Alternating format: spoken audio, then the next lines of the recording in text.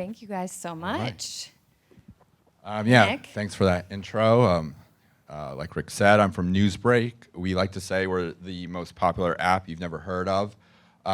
We have 50 million monthly active users, and we're actually number one in the App Store under the news category. And our mission is to help revitalize the local news and information ecosystem. So we provide a hyperlocal, personalized, relevant experience for readers with our local journalists, contributor partners, and other publishers, and it works wherever you are in the country. So in case you were like, what the heck is Newsbreak? You can download it. So download the app. Yeah, and then Hollie, if you want to. Yes, hi, I'm Hollie Amato. I work at JPMorgan Chase. Hopefully you've heard of it, or have some of our products in some way, shape, or form. So yeah, here in Columbus, we have a massive presence for JPMorgan Chase. So excited to talk to you guys a little bit about that and channel marketing. Yeah, awesome. And I thought kind of going off what Lance said yesterday, the different types of love, I thought we'd do a little bit of a speed dating to start it off. I love it. So what's one brand you love outside the financial sector, I guess? Yeah, I'm gonna go two. So I really like Chipotle. I think that they do a really good job of like sustainability, really believing in their products, and then Southwest, which is actually a Chase partner, not a prompt or anything, but they have really great loyalty points, benefits, and they kind of differentiate themselves from the other airlines, which I think is pretty cool. Yeah. And what's one Chase spot that you just absolutely love or fell in love with? Oh, so we did a really funny one over the holidays with Catherine O'Hara and Kevin Hart. In New York, she was doing a Kevin, where's Kevin? And he was off spending his rewards. So I thought that was really fun. Nice, yeah. Always love a good Kevin Hart. Oh yeah, he's great. Yeah. He's been a Chase partner for a while, and he kills it. So what's a favorite snack when deliverables get pushed up on you all of a sudden? Oh, that's a good one. So I'm more of a savory girl. And my son, who is just now kind of starting to snack, he's just a little over one, is big into goldfish. So have a lot of goldfish around. So I'm gonna go with that. Yeah, it's addicting. And it is. Good stress reliever too. Yes. Yeah, love it. So what's one Columbus specific, I know you're Columbus born and bred, so Columbus specific local brand that you love and appreciate? There's so many great ones in Columbus, but I'm going to go with the Jenny's. I really like just all of their brand marketing, and also I really like their commitment to kind of sustainable but unique ingredients, and they've faced different adversaries with the listeria, so I'm going to go Jenny's. Okay, awesome. And then final one, so our industry loves acronyms and fun little terms that don't make sense to anybody else. What's one favorite marketing term you love to use? Oh, well, I'm loving all of the memes about just like meeting kind of phrases that people are saying over and over again. But I'll say AI is a big one right now because I feel like a lot of people don't necessarily always understand it. So I'll go with AI. Yeah, the chat GPT life. Yes. All right, so let's get into it because everybody is, I think, really excited to hear your point of view on brand love and channel marketing. So let's just start very high level. For you at Chase, what are some of the most important best practices when it comes to channel marketing? Yeah, absolutely. So I like to think of kind of like the 3 Ps as helping me remember some of my best practices, which is personalization, which is probably the top, performance, and prioritization. And so they all kind of intertwine with one another, but I'd say from a best practices, personalization and personalizing for customers, especially at scale, and making them really feel like you were talking directly to them, using the data that you have on a customer and the way that they navigate across channels and navigate and deepen within your products. I would say personalization is a big one for us. Yeah. And I think it's really interesting, the fact that, right, everybody knows Chase is a massive company. Because of that, it's a treasure trove of data.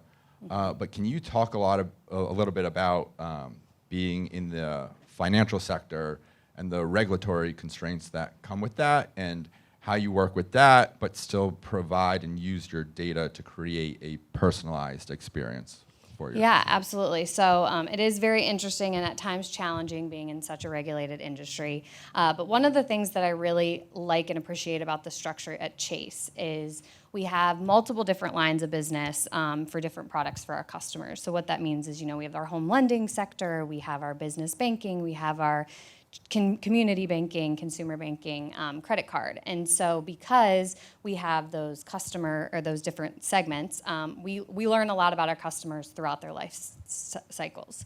Whether it's they're trying to buy their first home, they're opening their first checking account. We have a product that's actually debit card for teens to build kind of their financial portfolio throughout their lives. So we are able to use some of that data to our advantage when it comes to marketing, but obviously always have to be on top of the regulations, privacy laws, and with being in marketing especially, that's constantly evolving. We have iOS 17 launching in a couple of months, so you really just have to be on top of how you're doing things at scale in a personalized manner, but being aware of all the different regulations coming about.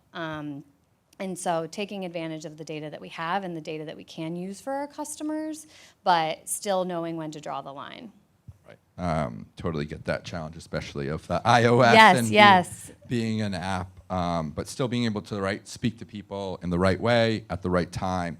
But I think something else, just to double click on one of the other P's, prioritization you talked about of a Chase customer could be a small business owner, but they could also be in the market for a new home, and they could also have one of your credit cards. So can you talk a little bit more about prioritization and how you use kind of brand messaging to hit that customer who might be part of different life stages? Yeah, absolutely. At kind of the right cognizant time? Yeah, and so that's, I think, really goes back to the data portion and really knowing your customers, right? So taking not only what they're doing online, but offline as well, and seeing the activity that they're kind of building towards. So they might have our credit journey product, for example. So we know that they're working on their credit score, and we notice they've also been spending a lot of time on Zillow.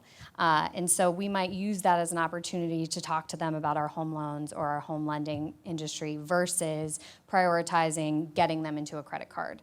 And so where I sit at Chase, we sit in the center supporting the channel marketing for all the lines of business. And so the line of business marketers are very focused on, obviously, their products and getting customers into their products.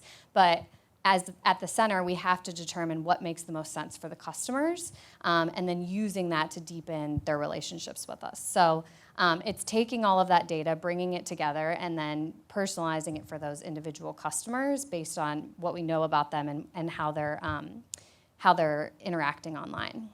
Yeah, awesome. And so thinking about sitting at the center, right, and you have so many different stakeholders that you work with, but being at the center of the brand, right? And you want to create personalization to make sense for the product that's most relevant to the consumer, but across all those products and all the lines of business, at the center is the Chase brand. So where does consistency of creating brand love, so to speak, come into play? And for you, and then either again your kind of stakeholder partners, or just if you could talk a little bit.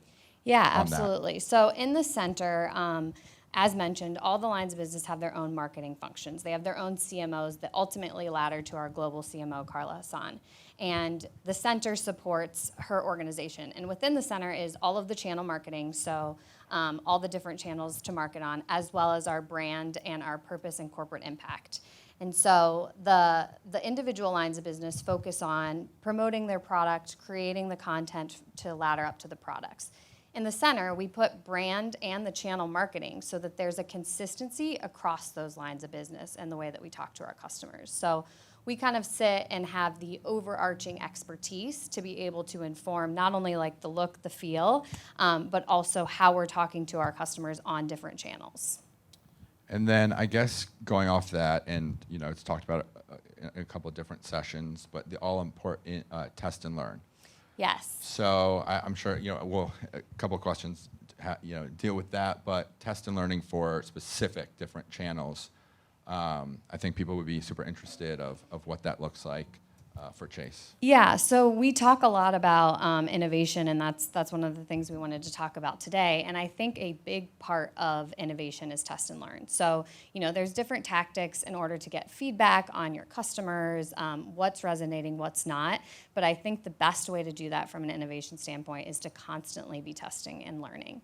I'm always surprised with, I'll have one hypothesis that I think will absolutely win out, and it's a, beautiful imagery with almost like a GIF look and feel, and then it'll lose to like a static image of just like a cell phone. So always being able to test and learn at scale and using that to not only support your strategies, but then pivot when necessary. I noticed someone asked a question about agile, and I think being agile while also, laddering up to overarching strategies that you plan sometimes years in advance for is really important in the marketing industry. It's constantly changing. The customer's wants and needs are constantly changing. So being able to get real-time feedback from customers on what's working versus what's not will really inform not only that strategic planning, but then how you pivot when necessary. Yeah, sometimes the data just doesn't lie, right? Yes, and you have to exactly. follow the data, follow that. Be curious to know a little bit more specifically, maybe some top ways you gather your customer feedback and that you've found to be most impactful to be able to pivot and inform your strategy. Yeah, so one of the great things about working for a large company at Chase is you just have such a massive population to be able to learn from. And so you can really create some experiments that can learn a lot about large customer bases, and also individualizing the segments. So I would say getting back to that experimentation agenda and really using that to drive the decisioning and driving your overall transformation, whether that's the operational efficiencies all the way to the actual marketing content. Awesome. So another kind of interesting thing I think that could be talked about. I am aggravated when I have to take an Uber because I always want to take Lyft. I'm a Lyft power user.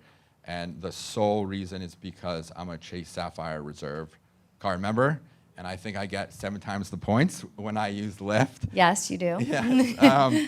So I love it. So I'm always picking Lyft because of that. I think it'd be interesting a little bit to talk about what a third-party partnership looks like, how you got me so sucked into being Lyft, but also how that impacts Chase and the complexities that come kind of with working with that type of partnership. Yeah, absolutely. And Chase does support a lot of different partners. And so it's really being able to navigate their individual regulations and their limitations, but then also using the data that we have on our customers to not only support them financially, but then also deepen the relationship with the product. So an example there is a tactic we have and would initiate is we might say, hey, Nick, we noticed that you either used Uber or you used Lyft 5 times last month, but you used, let's say, your checking account.